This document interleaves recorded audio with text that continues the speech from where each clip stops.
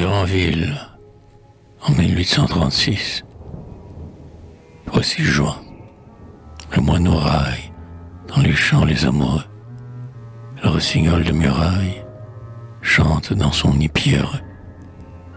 Les herbes et le branchage, pleins de soupirs et d'abois, font de charmants rabâchages dans la profondeur des bois. La grive et la tourterelle prolongent dans les nids sourds la ravissante querelle des baisers et des amours. Sous les treilles de la plaine, dans l'antre ouvert l'osier, Virgile enivre Silène et Rabelais grand gousier. Oh Virgile, verse à boire,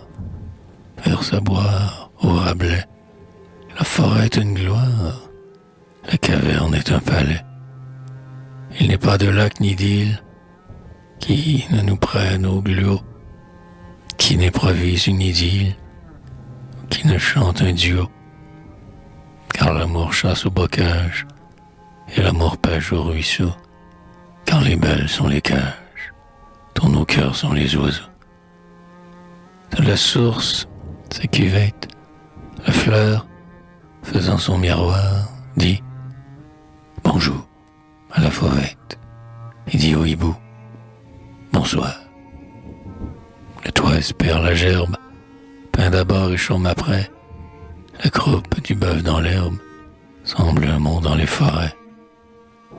L'étang rit à la macreuse, la prairie au loriot, pendant que l'ornière creuse gronde le lourd chariot. L'or fleurit en giroflée, l'ancien zéphyr fabuleux souffle avec ses joues enflées au fond des nuages bleus. José, sur l'onde de cils, se drape d'un beau ciel pur et prend des airs de Sicile dans un grand rayon d'azur. Partout l'églogue est écrite, même en la froide Albion, l'air est plein de Théocrite, le vent sépare Herbillon. Érudit, mélancolique, la chanson que fredonna Moschus, grillon bucolique, de la cheminée Etna. L'hiver tousse, justisique, et s'en va. La brume fond, les vagues font la musique des vers que les arbres font. Toute la nature sombre verse un mystérieux jour. L'âme qui rêve a plus d'ombre, et la fleur a plus d'amour.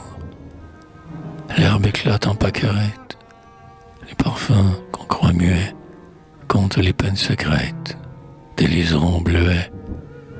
Les petites ailes blanches sur les eaux et les sillons s'abattent en avalanche. Il neige des papillons. Et sur la mer qui reflète l'aube au sourire des mailles, la bruyère violette met au vieux mont la camaille, afin qu'il puisse, à l'abîme qu'il contient et qu'il bénit, dire sa messe sublime sous sa mitre de granit.